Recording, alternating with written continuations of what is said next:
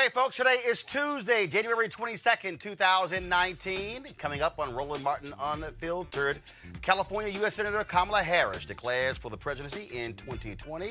Of course, one of her first stops after she made the announcement on Good Morning America, her alma mater, Howard University. Also, there was a loud tweeting and talking about the Reverend Dr. Martin Luther King Jr. on yesterday. Of course, it was MLK Day, the federal holiday. He would have been 90, of course, but a lot of folks who have no idea what he stood for was lying yesterday on social media, and so we'll have some of those tweets. But also, the Reverend William Barber, he was speaking in Nashville, Tennessee at their MLK event. And let's just say he had some very clear and tough words for politicians sitting on the stage, such as the governor of Tennessee. Wait until you hear what he had to say. And also, of course, the National Rifle Association, I don't know what the hell they were thinking, trying to get in on King Day. And even white supremacist Steve King of Iowa was lying his ass off on yesterday as well. We got it all for you. In Colorado, a state legislator thinks that whites were lynched at an equal rate as blacks during Reconstruction. That child ain't got no clue about American history. We'll set her straight. Also, the Oscar nominations are announced today in Los Angeles. Huge day for Spike Lee and Black Panther, as well as Beale Street and Barry Jenkins. We'll break it all down with the head of the African American Film Critics Association, Gil Robertson. And of course, we've got three crazy white people stories, two with white girls painting their face black, and one where a man draws a gun on some black teenagers in Miami. It does not go well for any of these white folks. Also, black farmers across the country are experiencing discrimination, not from suppliers like in the TV series Queen Sugar, but from the United States Department of Agriculture. The same old, same old. The founder of the National Black Farmer Association, John Boyd, will be here to explain. Folks, it's time to bring the funk on Roland Martin Unfiltered. Let's go. Whatever the biz, he's on it. Whatever it is, he's got the scoop, the fact, the fine. And when it breaks, he's right on time and it's rolling. Best believe he's knowing. Putting it down from sports to news to politics. With entertainment just for kicks, he's rolling. It's on go, y'all. It's Roland Martin, rolling with Roland now. He's funky, he's fresh, he's real, the best, you know he's Roland Martin now.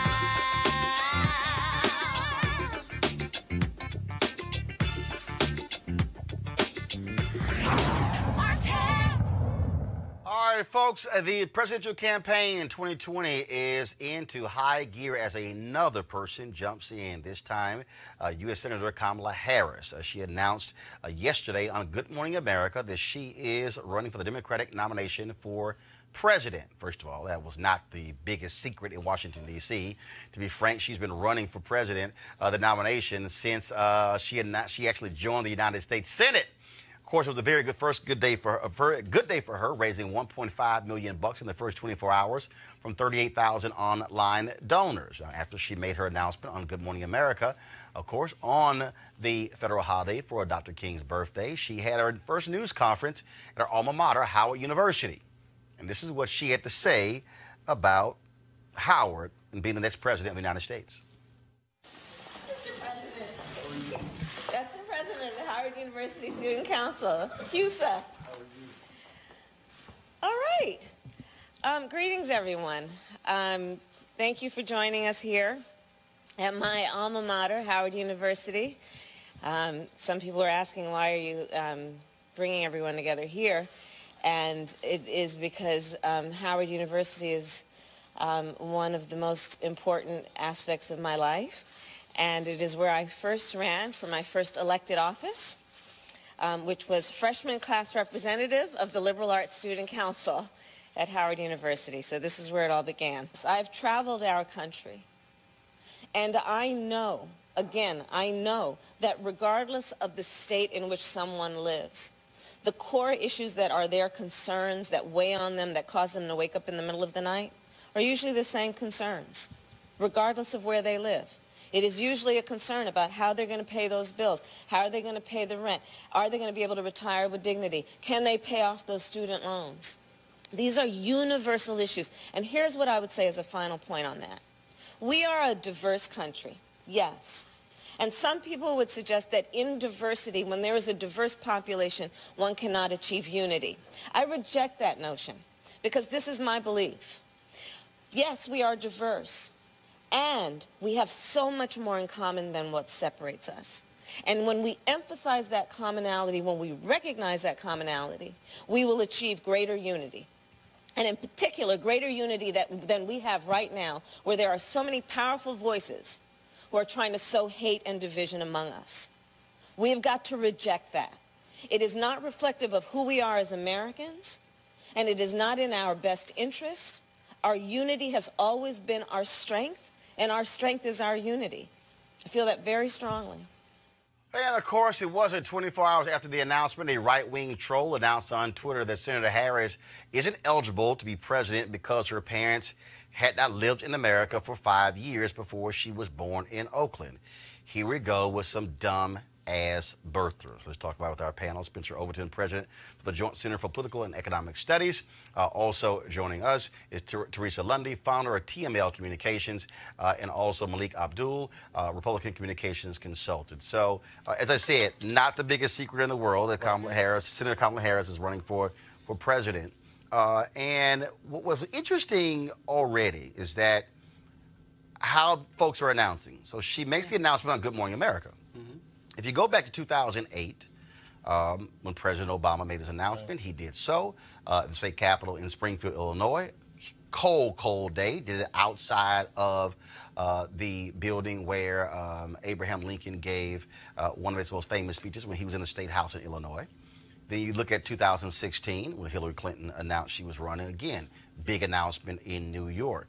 What's interesting in this year, you haven't seen that. Even though Julian Castro had this announcement from an audience, you don't have the same build-up in these announcements. What do you make of, Teresa, we'll start with you, how different it is this time? Yeah, so I don't see announcements as being that big spectacle as they used to be in the past, right? Because now people are like, okay, now that you announce, what next?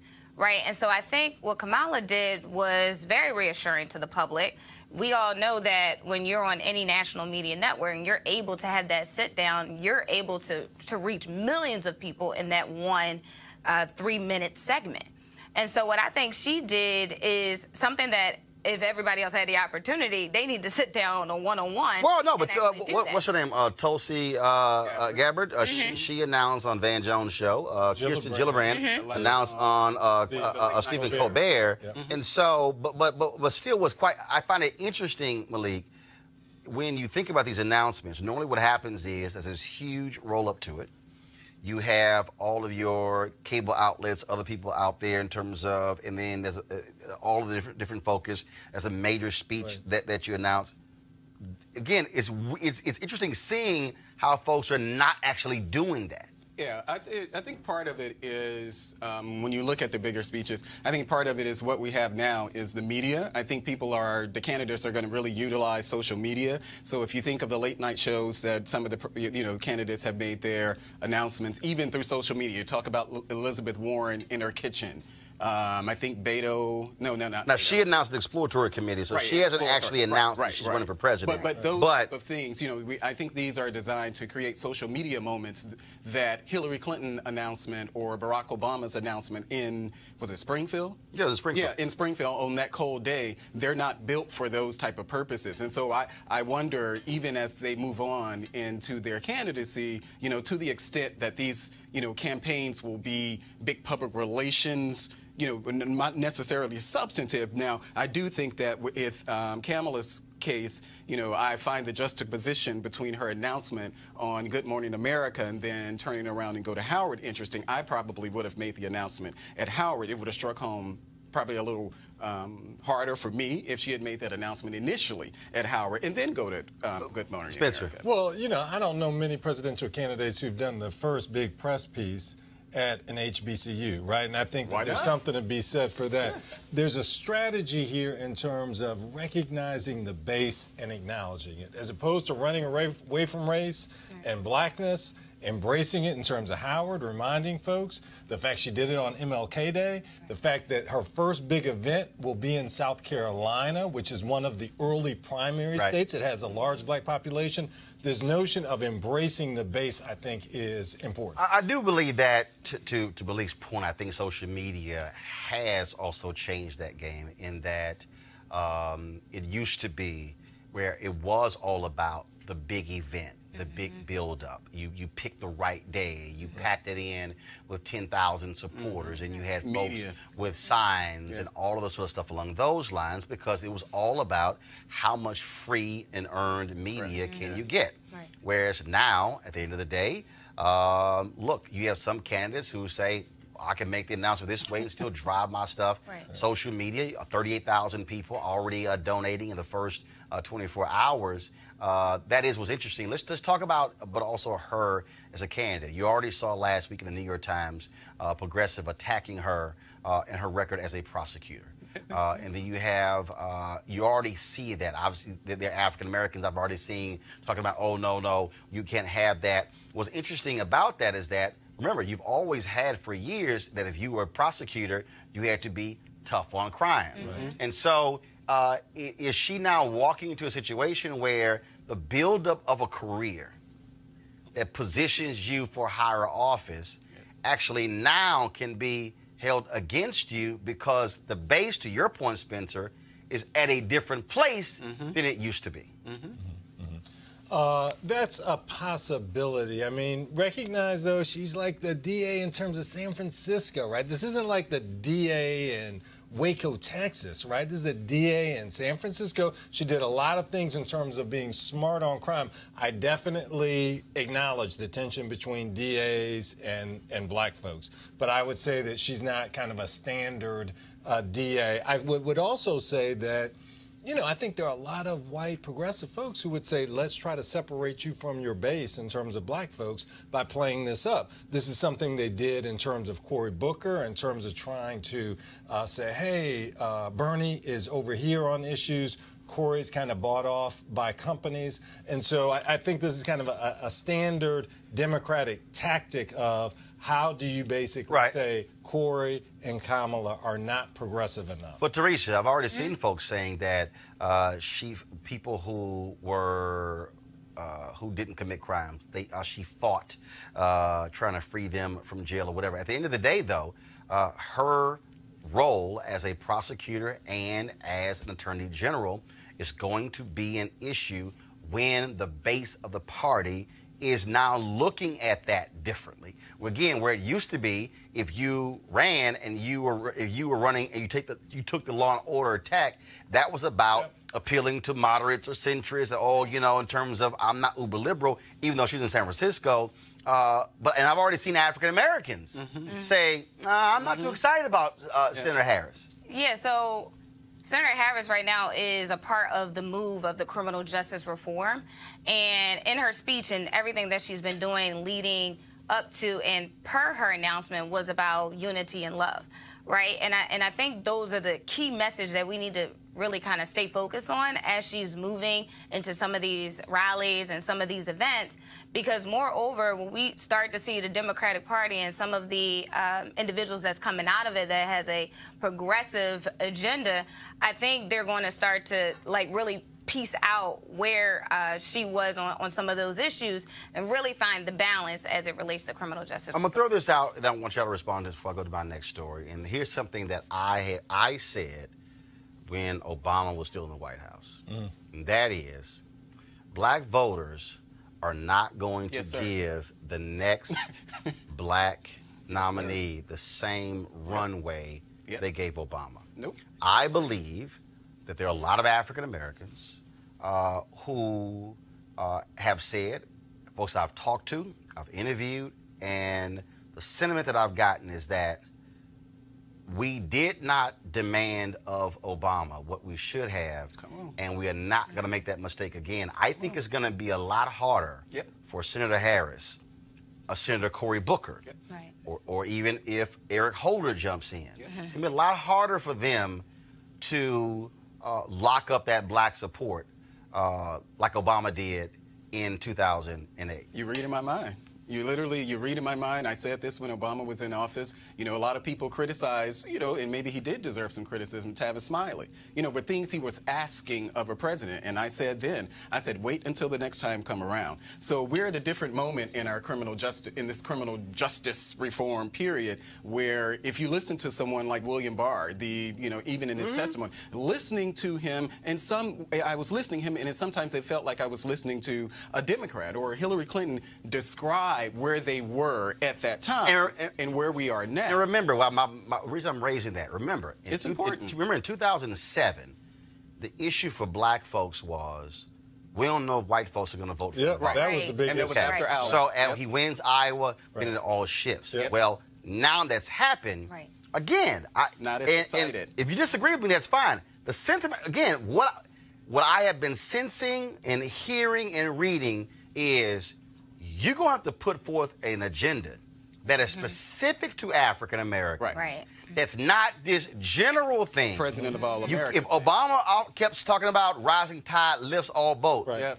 I've been getting the sense black people are saying, no. What's your black specific agenda? Right. And then we'll get to everybody else. Spencer, your thoughts on that?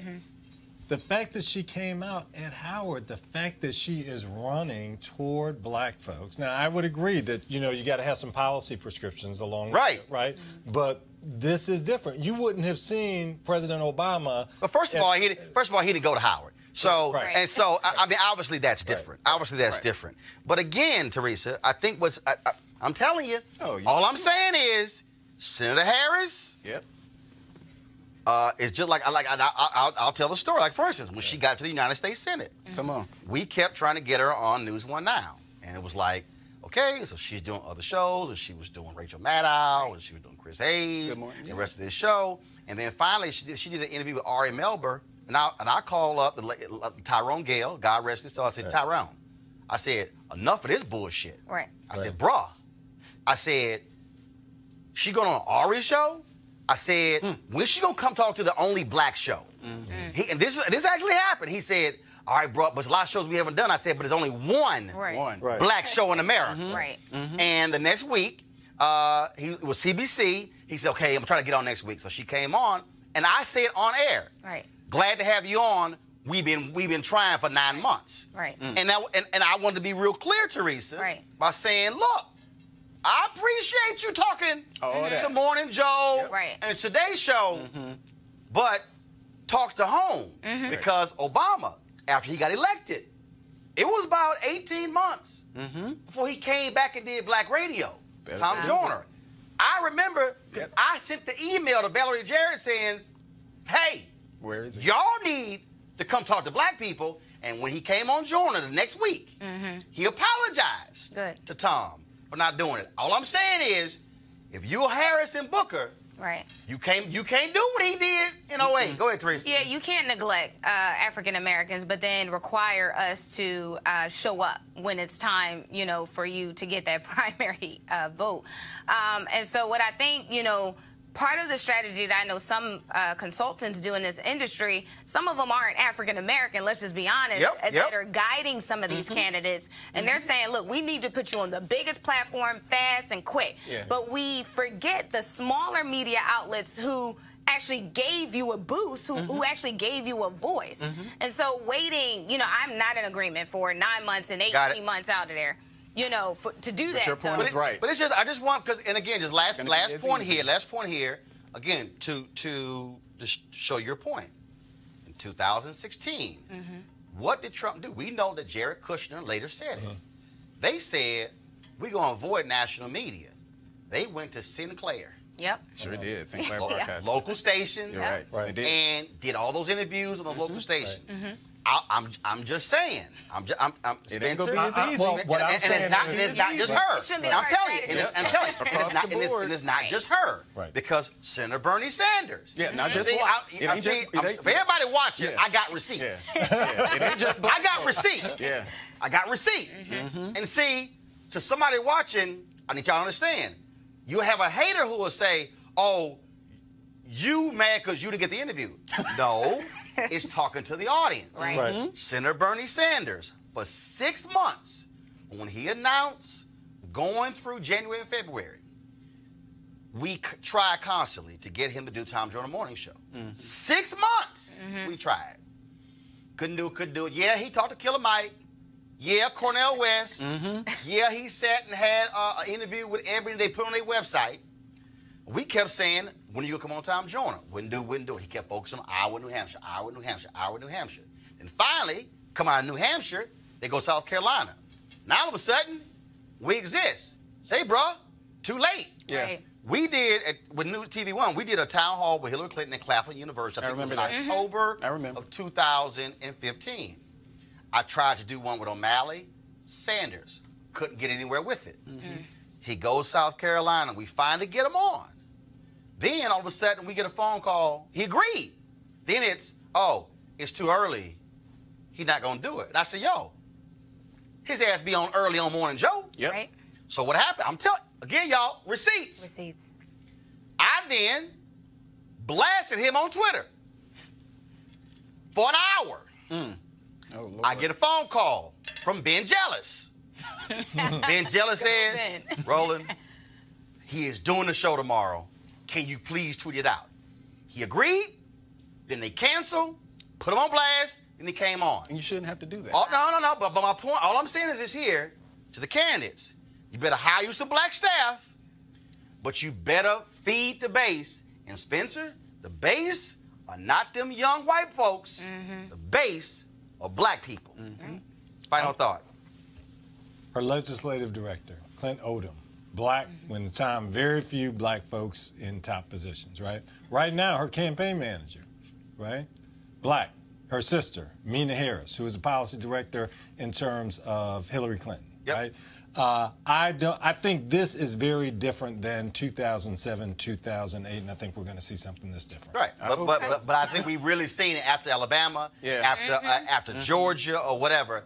I think we're going to see Democratic candidates who realize I better take care of folks there because, again, if I don't, there are going to be issues. Yeah, that's true. All I'm saying is, and I'm just saying, there's going to be stuff there. But also, if you're Senator Harris, it's going to have to be a black-specific plan. Right. So I'm telling y'all, right, black folks, and I've heard it, they said Obama didn't do it, and that ain't going to happen. You can fool me once, you ain't going to fool me twice. Right. All right, yesterday, folks, was the day we, of course, celebrated the life of Reverend Dr. Martin Luther King Jr. It's a tradition that companies, organizations, politicians, and others comment, have events, tweet their support out, love for Dr. King.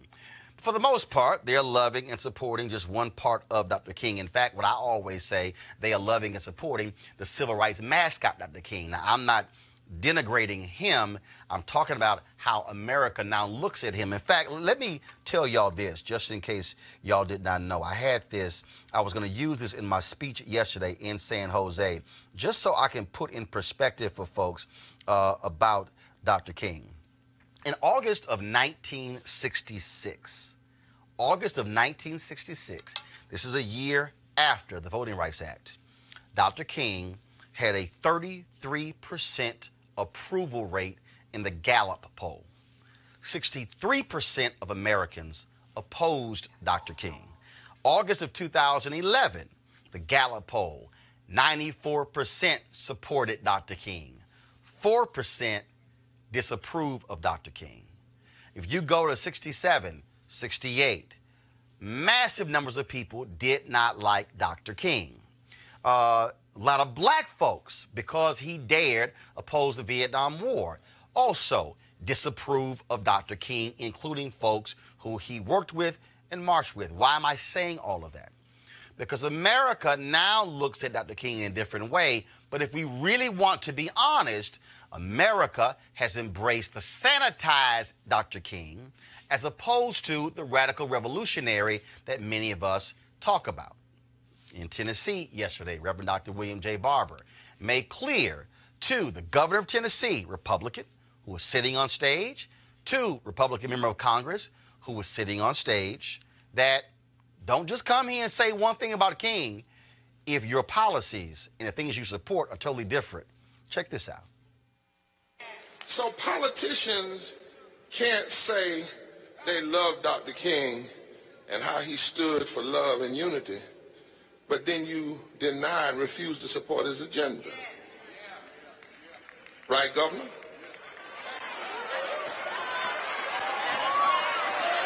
I mean, since you came,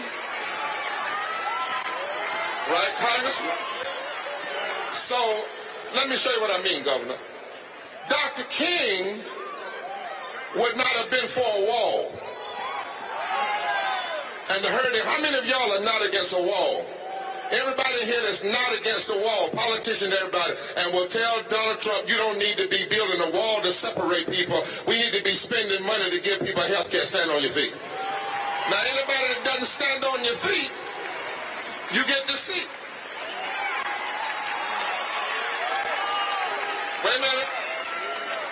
How many folk in here believe, like Dr. King, that everybody ought to have what Teddy Roosevelt, a Republican, asked for 100 years ago, and that's health care for every citizen? Everybody believes that. Stand up. Now, if you can't stand up for that, then don't say you love Dr. King.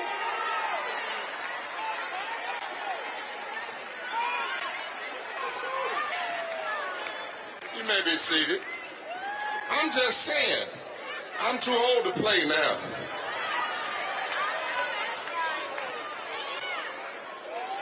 And preachers, don't just think I'm talking to politicians. Just because you can talk about it from the pulpit, but then I'm going to say it like I feel it. They can find you for your pastor's anniversary, but they can't find you in the street with these students and these other folk fighting for injustice. If you are a preacher of the gospel and you are asking your people to tithe, but you are not fighting for them to have a living wage, you are lying. That's what I'm saying. Go, Fred. Yes, Lord. That's what I'm saying. All right, so first, to let y'all know, so they right now, Reverend Barber's people are uploading that full speech to me. We're going to live stream tomorrow the full speech that he gave at MLK. They want to go to my panel here. This is, before I go to y'all, so also, y'all, Vice President Mike Pence, you know, he said some stupid stuff on Face the Nation on Sunday, trying to link King and Trump and the damn wall. Press play. Honestly, the hearts and minds of the American people today are thinking a lot about it being the weekend where we remember the life and work of the Reverend Dr. Martin Luther King Jr. One of my favorite quotes from Dr. King was, "Now is the time to make real the promises of democracy." You think of how he changed America. He inspired us to change through the legislative process to become a more perfect union. That's exactly what President Trump is calling on the Congress to do. Come to the table in a spirit of good faith. We'll secure our border. We'll reopen the government. And we'll move our nation forward, as the President said yesterday, to even a broader discussion about immigration reform in the months ahead. One word, 8 letters, bullshit. This is what Martin Luther King III had to say in response to Vice President Mike Pence. Whenever I get to this period, it always is reflective. This year is probably more reflective than ever. Because I wonder what my father would be thinking and ask. Especially since we have an administration and administrators. And Rev said, the Vice President, I forget exactly what you said, Rev, but the Vice President attempted to compare the President to Martin Luther King Jr. Now, Martin Luther King Jr. was a bridge builder, not a wall builder.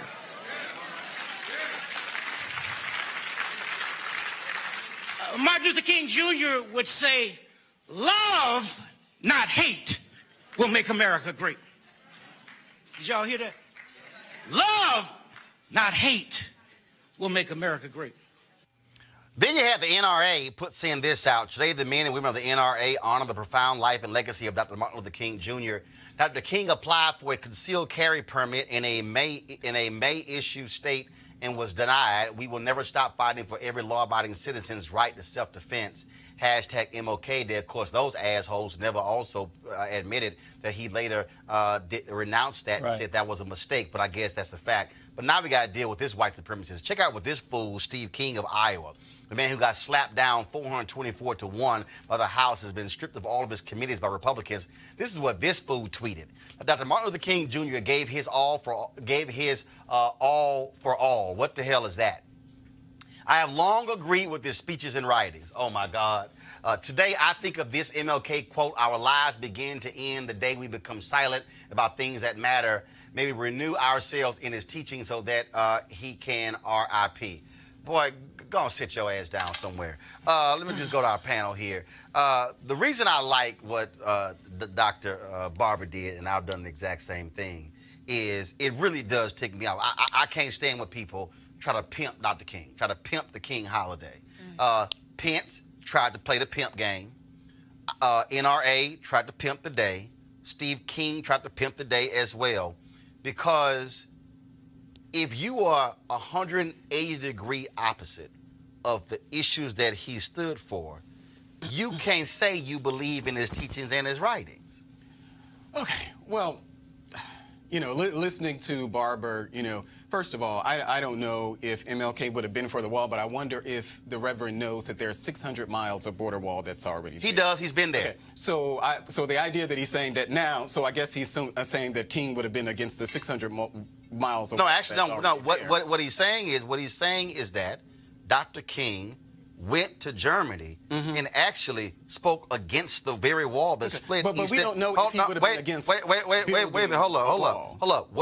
Actually, we do. No, we don't. No. If you look at a body of record, yes, you do. We don't know because this has become so politicized. So the idea that we know that he would have been against the same wall that Hillary Clinton, Barack Obama, Joe Biden, Reverend Dr. Martin Luther King Jr. Malik would be absolutely against the inhumane treatment this administration has actually been providing to folks on the border. The Reverend Dr. Martin Luther King Jr. So you think the wall is inhumane and immoral like Nancy Pelosi? I fundamentally believe the immigration policies of this administration. We're talking about the wall. No. I'm expanding the conversation. The immigration policies of this administration are indeed humane. I'm expanding it. I'm going beyond the wall. I'm talking about the treatment of Haitians, shithole countries. I'm talking about saying, wait. We're talking about just comments. What are the policies that he's done against Haitians? Leave. What are you talking about? Oh gosh. Okay. Hold up. Stop. Are you denying? Are you denying where he said y'all got to go? Are you We're revoking your temporary protected status here. We're going to single you out among other nations and say your temporary protected status is gone. See you later. So that's the only country that's... No, I'm not done. What the man did, he said we also going to screw those African nations that have been helping us fight ISIS and did the exact same thing. All y'all got to go. That's what Trump has done. Okay, but that's not really what we were talking about. Oh, no. That's exactly what he was talking about. No. What Barber, first of all, again, it's because that preaching in the pulpit stuff, political preaching in the pulpit.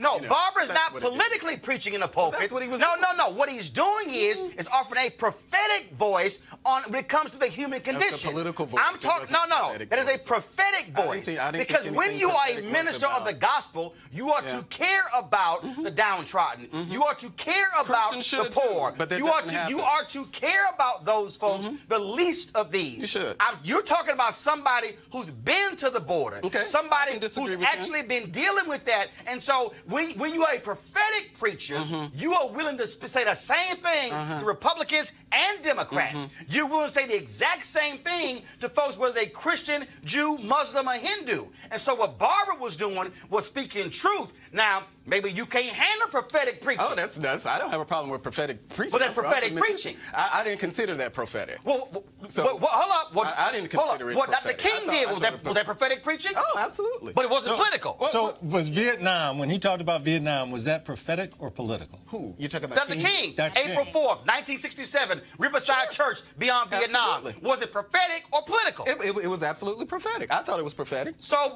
But he's not Barber. But Barber is. No, wait. Hold up. So King's speech against the Vietnam War was prophetic. But King was something different than what Barber is. How so? I think that King was something much larger than what Barber was. King actually led a movement. We're talking about our time in our history. Do you know anything about Reverend William Barber? I absolutely What know do about you him. think moral... But he's not... But hold he's up one not, second. But, so you're saying that he's the same as in... No. not. What I'm saying to you is...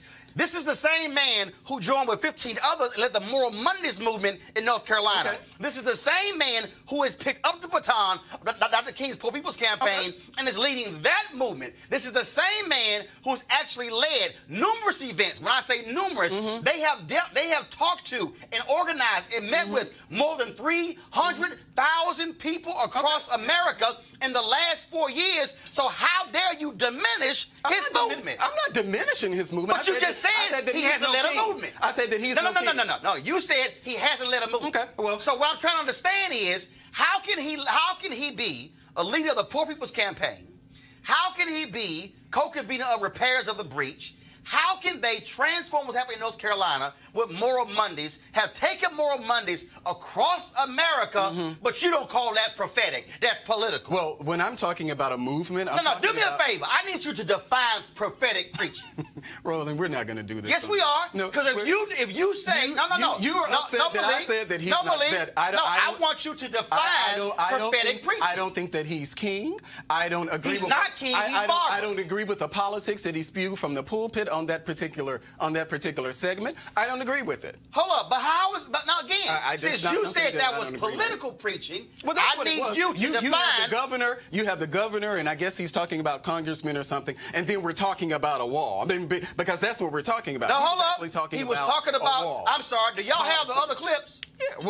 Well, we can watch the other. He was talking about a wall. Yeah. He was talking about health care. Hold up. He was talking about health care. He was talking about voter suppression. He was talking about the politics. He talked about voter ID, the politics of the day. I didn't see that. But I'm still trying to understand, how do you separate prophetic preaching and political preaching? So I need you, Malik, to define, what do you define as political preaching and what do you define as prophetic preaching? Well, when I think of things that are prophetic, I think of things that we're talking about actually just emanating from the Bible, like principles that we're talking about emanating from the Bible. So hold up. How can you say Dr. King did prophetic? But what we're talking about with Barber is not that. What we're talking about at Barber saying that MLK would have been against the wall, that's not talking about things that are that is. How can you say that? How can you say King did prophetic preaching? I think he was a political person. I think he was a political person too. 1 second. When King was dealing with politicians. Yeah, I think Teresa, I'm just trying to understand here. I'm like. Yeah, I mean, so yes, Dr. King is a prolific preacher, right? As it relates to being a political, as Reverend Barber being a political preacher, I don't see that, because what I heard in the video, and again, we all have our interpretations, but from what I heard was him basically telling the people to get up and rise and take action, right? If you're, and so, like, if we kind of go into the political piece, I do know some churches that do speak on the political stand front, but I didn't hear that from Barber. Spencer?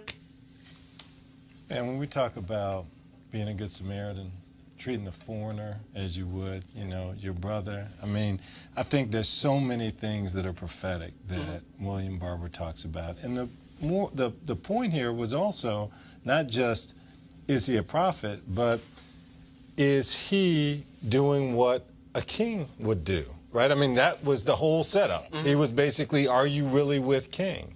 And he was saying that, hey, basically, folks who are a particular place on these issues are not really with King in terms of a living wage, in terms of a wall, you know, he basically that's what he was saying. And it was the same Dr. King who believed in the book, The Guaranteed Income, which goes right into the whole point about the living wage. Was that political? Was that prophetic? We can talk about living wages. Okay, I'm particularly talking about the wall. He chose the wall because it's a political issue, and that's what he did. All right, y'all. I'm criticizing him for that. When we come back, we're going to talk about black farmers and the issues they're facing in America on Roland Martin Unfiltered.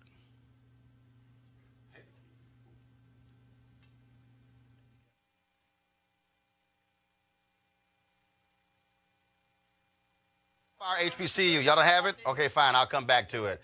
All right, folks, let's talk about the folks at D Herbs, one of our partners here on Roland Martin Unfiltered. Of course, many of us are focused on a healthier you in 2019. And so some folks, for them, they want to lose weight, they want to look better, they want to feel better, they want to get ready for, of course, beach season. Well, what you can do is what I also did is be on the D Herbs Body Cleanse. I got 5 more days left, been on it since 2 Mondays ago. And, of course, it's not too bad. You're good. It's okay. Raw vegetables and fruits and lots of water. And also with the cleanse, of course, people trying to clean themselves out with excessive holiday eating, of course, processed foods, fried foods, and all of that fun stuff, but not always fully healthy for you. Now, your body needs to recover, and the full body cleanse will help you get rid of the toxic buildup that will not only drag you down, but could be very dangerous if you don't do anything about it. If you want to feel better and stop dragging around and have more energy, go ahead and do the full body cleanse from D Herbs. Now, all you got to do is go to dherbs.com right now and use the promo code Roland for a discount at checkout. That's the letter D for dherbs.com. You can call 866-4DHERBS, 866-4DHERBS. And again, don't forget to use the promo code Roland. Now, of course, I'll tell you on next Monday in terms of how many pounds I've lost, and also what's the next phase after I finish the D-Herb cleanse. I know the 20-day cleanse, they have a total of 27, so there are others you can do, but I'm doing one that's 20-day, and so go to dherbs.com. All right, folks, let's talk about black farmers getting a raw deal from the federal government. Huge issue. Farmers across the country are experiencing discrimination, not just from suppliers, but from the Department of Agriculture. And, of course, we've been covering this story for years when they had a settlement, and then they had to fight for those dollars. But the question is, what is happening now with the nation's black farmers? Joining us right now is John Wesley Boyd, of course, the founder of the National Black Farmers Association. So, John, glad to have you back on the show. So what's happening now? Roland, how you doing, friend? Doing great. Your show, and first of all, thank you for having me. Well, right now we've been pressing issues with the government shutdown and the Trump administration, where right now African American farmers have not been able to get their share of the $12-13 billion settlement that President Trump said would be a swift payout to all farmers within days of applying for this payout. Farmers would receive the payment. And I'm personally affected where I applied as a soybean producer. I raised 300 acres of soybeans in Mecklenburg County, Virginia. And I'm talking to you right now from my farm in Baskerville, Virginia. And this administration still hasn't sent me my own personal check for about $15,000, where I was eligible. I'm a soybean producer. I qualify. I met all the qualifications. I used a grain drill, et cetera, et cetera. And now the government has shut down, and these farmers have not been able to receive their payment. And it's over a wall that you've been talking about, on your show. And quite frankly, a wall for people like me is really meaningless, because the president talks about these persons like they have some rare disease or something. He calls them criminals and drug dealers. But Roland, these are the same people that clean his hotel rooms. These are the same people that clean his kitchens. These are the same people that work on his golf courses and resorts around the country. But the president wants to keep them out of this country. But these are the same people that are picking tomatoes. These are the same people picking onions and cucumbers and lettuce and working in the tobacco fields and cotton fields around the country. So there's a real double standard that I see from the agriculture industry and this administration, and it's affecting small-scale farmers and black farmers just like myself. And so the question is, what's next? I mean, you're at the mercy of this shutdown. I'm at the mercy of this shutdown, and right now, this is a country where Philanthropists give to all sorts of causes and stuff. But this is America, and they generally help those that are in need. African-American farmers are in need.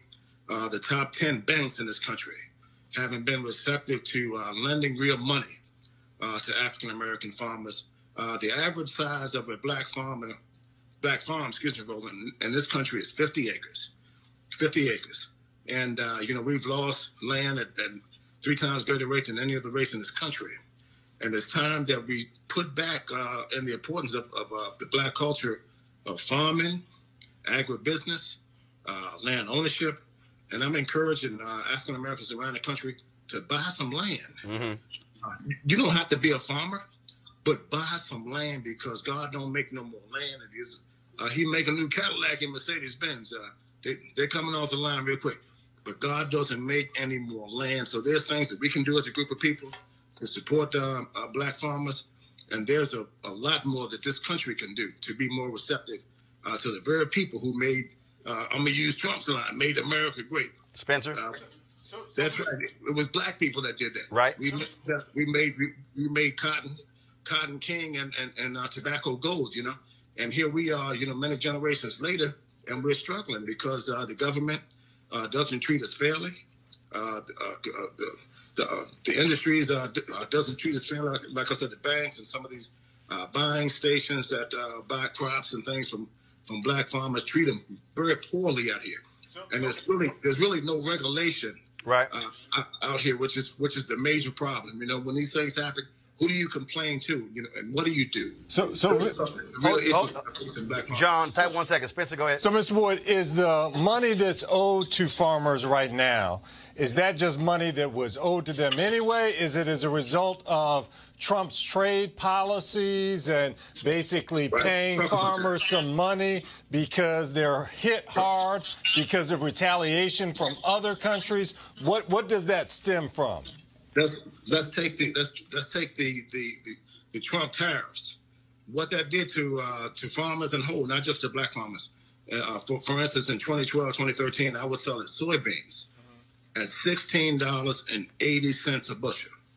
That same bushel of soybeans are selling right now today for $8 a bushel. That is a 50% reduction because of the president's tariffs in China. He wanted to go and play footsie with China, but China buys 90% of U.S. soybeans from America. So when he took that market away from farmers, the bottom fell out of the soybean. I'm just using that one commodity because that's what I raised for the past 35 years. Mm-hmm. $8. So can you imagine taking a 50% reduction in pay? Right. And that's what this administration has done to farmers in this country. All right, then. Well, John Boyd, I appreciate it, and we'll keep fighting a good fight. Thank you, and keep doing what you're doing, Roland, because people are listening. I appreciate it, brother. Thank you so very much. All right, folks, got to go to a break right now. When we come back, we're going to talk Academy Awards. A lot of black folks have got nominations, including Spike Lee for his first ever Best Director nomination for Black Klansman. That's next on Roland Martin Unfiltered.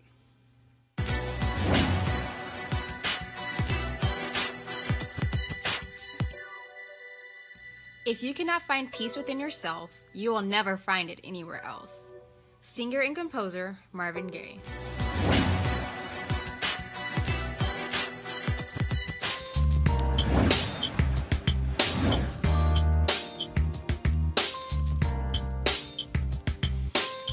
All right, folks, HBCU Giving Day University is Fayetteville State University, founded in 1867. Of course, notable graduates include Ophion Crockett, Darrell Armstrong, Marvin Lucas, and Belinda Gay. Of course, you can donate by going to uncfsu.edu. That's uncfsu.edu. All right, folks, let's talk Oscars. Nominations came out today for the Academy Awards in Los Angeles.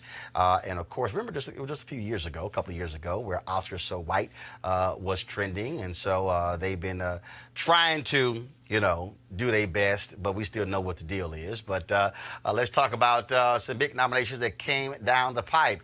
Spike Lee, remember last year Spike Lee was provided one of the honorary Oscars for his body of work, but this year he received his first ever nomination for Best Director for the movie Black Klansman. Now, there were Spike Lee has been nominated 2 other times, but he also got nominated this year in Best Adapted Screenplay.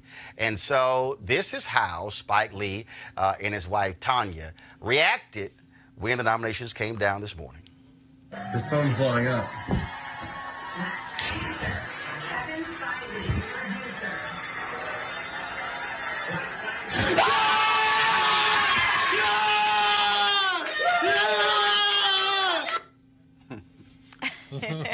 Okay, pretty interesting reaction. I'm sure Tanya is saying, did y'all actually shoot that video with that on my head? I'm going to send her a text later.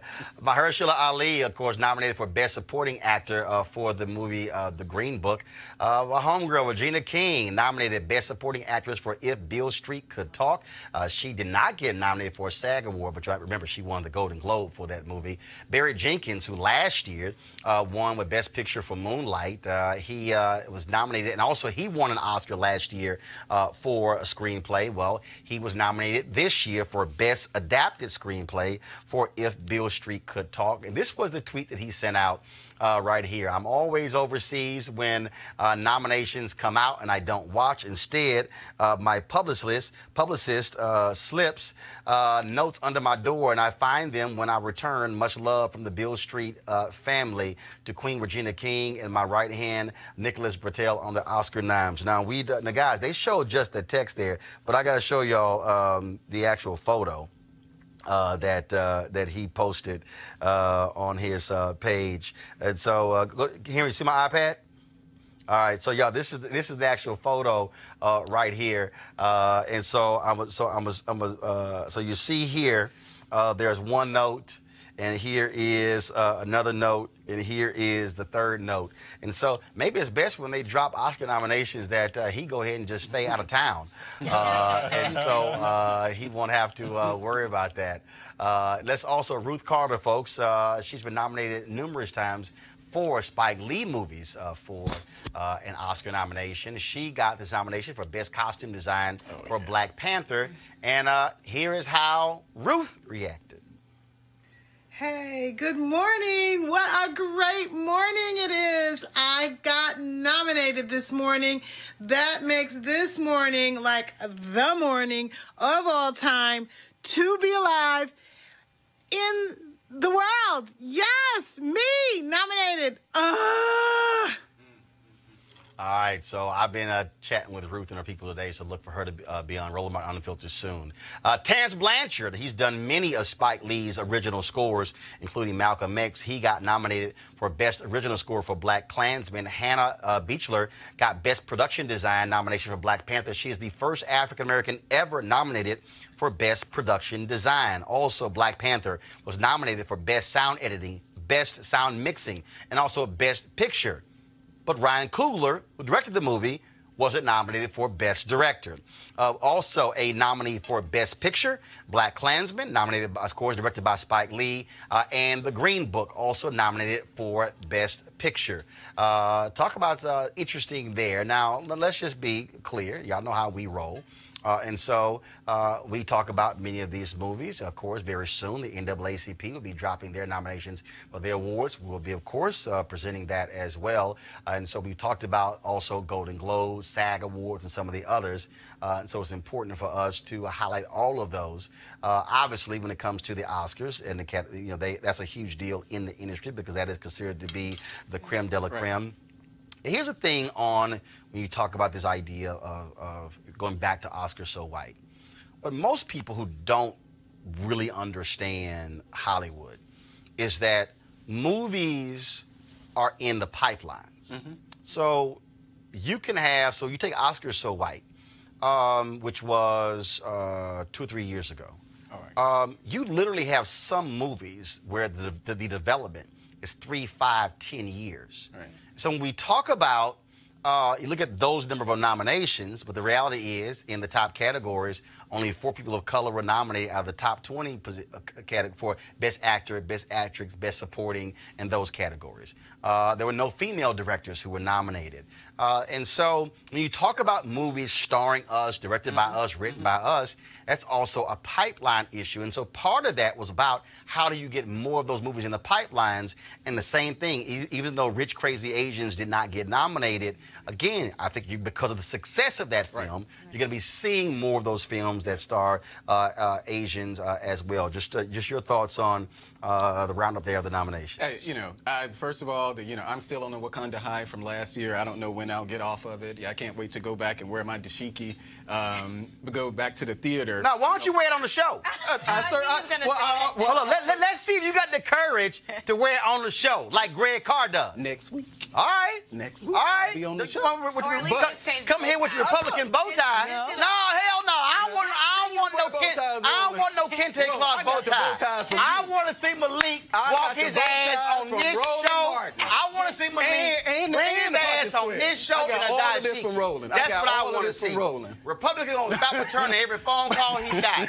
But I just want to say real quickly though, these are I really do get excited when black people, when we are going places where they tell us that we can't go. So whether we're, I don't watch awards, I really don't follow them, but whenever we're winning, I think for me, if one of us is winning, all of us are winning. So I'm always going to be excited to see, whether it's award shows or running for office or whatever, I'm going to always be excited to see that. Yeah, I want to see more participation regarding like the social status of kind of like I always see the negative, like when 4 people are being chosen, but we neglect to forget about a woman director. Yeah. So for me, I love seeing the directors and the writers. Me personally, those are the ones I'm always having my eye on because those are the ones really like the thought process behind the entire narrative, right? And then actually bringing that vision to light. So when I don't see us reflected, or actually bring it up in the awards,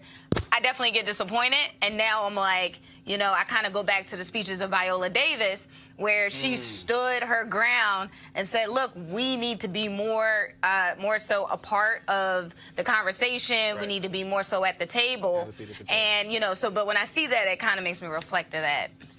So Spike Lee, overdue. I mean, you think about movies that have stood the test of time, like Do the Right Thing, The Issues Today. Spike Lee. 3 of his movies. Malcolm X. 3 of his movies are in I think it's the Library of Congress or the National Film Registry. It's one of those. But go ahead. But to your point. Yeah, just fine work. Regina King, outstanding performance here in terms of nuance with regard to Beale Street. So excited about that prospect. And finally, for all these people who are making decisions about where they're going to go to school, I really want to point out Ruth Carter, Hampton University, a lot of illustrious alumni from Hampton University, Ruth Carter in terms of Black Panther costumes. Well, one of the things that I am, and so folks, as we're talking, the reason I'm actually going over Spike Lee's Instagram page, because I wanted to find, because when he was on Capitol Hill, he posted a photo that I wanted to show y'all that he was talking about. But one of the things that I think is important, what I like about this is also you saw the variety. So when you talk about production design, sound mixing, that's important because those are jobs. Right. Yeah. And and I've done a lot of a lot of interviews with black talent, but also directors. And it's important for us to let people understand. And David Talbert talked about this when I did one of the screenings for Almost Christmas, that those are jobs. And so we can't be locked out of those jobs too.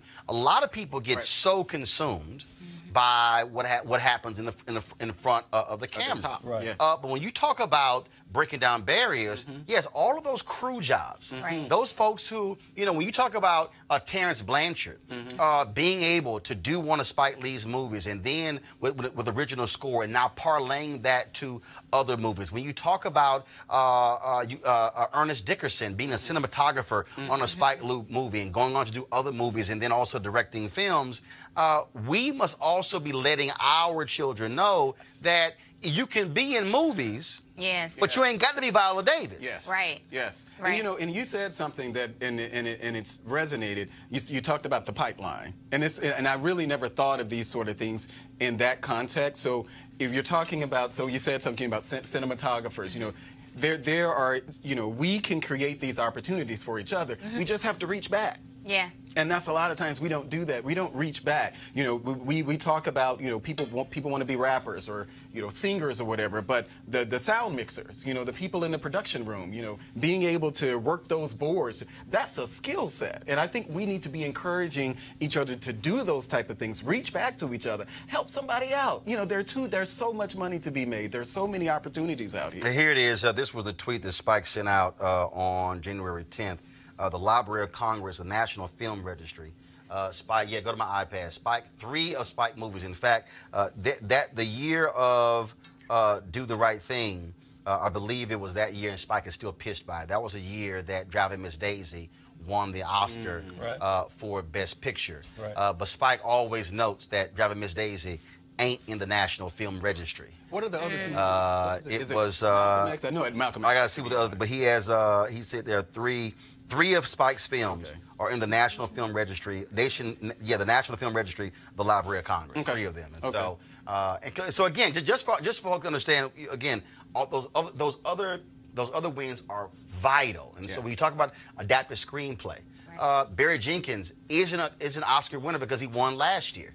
And that's crucial that we also break those barriers down. That way our writers are getting their scripts out. Then all of a sudden the people who are building sets and who are talking about clothing and costumes. Then when you talk about, all of those jobs pay. Can I just say something very quick? Dispenser real quick. And just, you know, so you guys probably, you can't see it, but what we're talking about, Roland does that with his show. So Roland's show, yes, it's diverse, but Wakanda is on the set in Roland's show. Because the same They're thing. behind the cameras. It's They're doing the work. So when Regina King announced that, she said, hey, all my future projects, 50% of the crew is going to be women. Right. Oh, wow. And somebody asked Spike Lee about that on the set. Spike said, that ain't new to me. Right. Spike said, I've been doing that. Because the reality is, it's about how do you use your power to say, no, I'm going to put people on. I got to give y'all just real quick before Spencer comments. When Spike did Malcolm X, so the Teamsters control the trucks. And so when we talk about a movie set, a lot of people haven't been on a movie set. Right. And folks, I've been on numerous movie sets. And so guess what? There's transportation. There's catering. The catering contract is huge because you got to feed the crew every day, sometimes for 2 and 3 months. The transportation contract. So what Spike said is, the Teamsters, so Spike had the Fruit of Islam. And so the Teamsters roll up and said, we're going to shut your movie down unless you have Teamsters driving these trucks. Is that the union? That's the the Teamsters. Okay. Yep. Spike said, the Fruit of Islam going to deal with y'all unless y'all go find some black truck drivers in the Teamsters union. Because you got them. No, they ain't have them. Don't. You'd be surprised. The next day, they found them. But the only reason those black truck drivers was because he said got into the Teamsters union because Spike said, y'all ain't driving nothing on this movie set unless y'all have some black truck drivers. The same thing he told media. You want to come interview me about Malcolm X? Send a black staffer. It caused all these white folks like, oh Lord, get the contact book. They looked around, it was kind of like, damn, we don't have any black staffers. Yeah, we knew y'all didn't. Right. But again, that's how you use your power. Right. Teresa, go ahead. Yeah, so from experience, I have a lot of good friends that have the SAG card, you know, so that's pretty much, you know, you're part of the actors piece. 2 of my friends went from acting actually into the production side. So they're working out in Atlanta doing location scout and production, doing really phenomenal things, but also, to your point, doing the give back. And so again, folks, we're going to have several of those nominees on Roland Martin Unfiltered leading up to the Academies. And so you want to keep watching our show. And again, ain't nobody else doing black TV. Nobody else. And if they are, they ain't doing the way we doing it. And so I want to thank Spencer, Teresa, and Malik for being on the show. I'm looking for that dashiki next time you come on. And I ain't talking, don't come on. I ain't talking about a kente cloth bow tie. I want to see the full damn dashiki. But if you do, be sure to put some lotion on your elbows before you come on here. All right, folks. Please support Roland Martin Unfiltered by going to RolandMartinUnfiltered.com on the show. It's important that you do. I want to thank all of you also this weekend who looked at our live stream. We had some amazing interviews. And again, this is one of the reasons why I keep saying why it's important for you to support this show with your dollars, because it allows us to tell the stories that other folks will not tell. And so over this weekend and yesterday, you saw 1 hour interviews with the likes of Labor Leader Bill Lucy, Clarence Jones, Dr. King's attorney. We also live streamed Juanita Abernathy, the widow of Reverend Ralph David Abernathy, Reverend C.T. Vivian, Reverend Jesse Jackson Sr., Ambassador Andrew Young, Zernoda Clayton, Congressman John Lewis, Congresswoman Eleanor Holmes Norton, Claiborne Carson, who leads the King Research Institute at Stanford University, and also we talked to, again, it was just amazing to listen to all of those stories, and also Dorothy Cotton, who was the only woman who was in the inner circle of Dr. King, plus Bernice King and Martin Luther King III. Now, coming up next on Roland Martin Unfiltered, we're going to end our broadcast, but then we're about to live stream this interview, the Reverend Dr. James Lawson. Now, I need all of y'all to listen to me. Kill the music. I need y'all to hear me fully. Every single one of you needs to watch this interview. First of all, Reverend Lawson is 90 years old. Reverend James Lawson led the Nashville movement during the Civil Rights Movement. Many of the civil rights workers who went to the SCLC, he trained in the Nashville movement.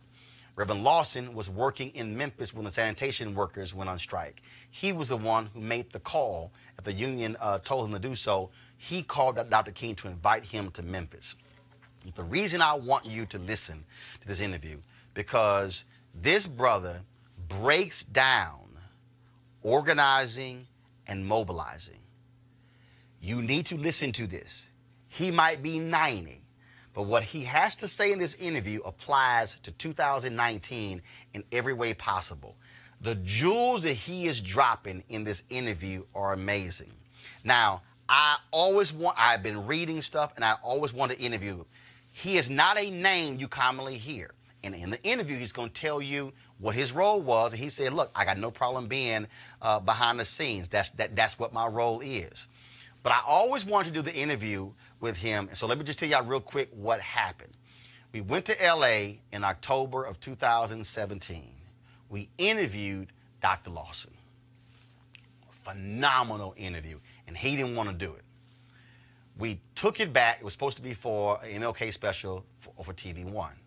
Y'all, we brought Henry right now is about to throw up because he was so angry when this happened. The folks at TV One never ingested the interview, which means they never saved it. It got completely wiped out. Now, y'all got to understand. I am scared to death anytime you're dealing with an older black person who you interview because, again, no day is promised. The interview was lost, y'all. The whole interview. I was livid. So I was doing these interviews with Be Woke Vote, and we were shooting that for 3 days, and I knocked out my stuff in the first day and a half. And then I was talking to somebody about Dr. James Lawson, and I said, well, what the hell? I should just call Dr. Lawson right now. And it took some convincing, but he agreed to come down the next day. When he was done with this interview, the whole crew, 30 people on the set, were just completely quiet. And they were just in complete awe of what this brother had to say.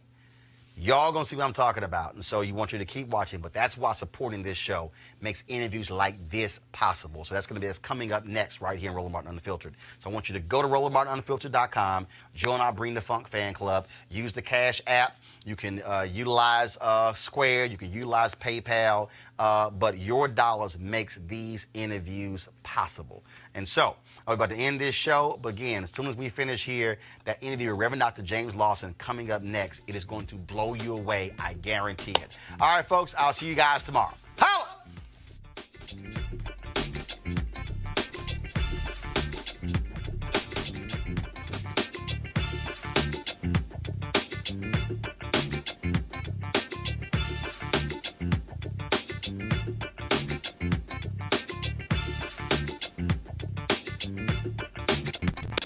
You want to check out Roland Martin Unfiltered?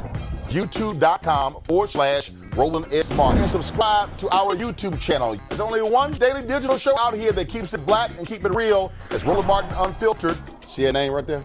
Roland Martin Unfiltered. Like, share, and subscribe to our YouTube channel. That's YouTube.com/Roland S. Martin. And don't forget to turn on your notifications so when we go live, you'll know it.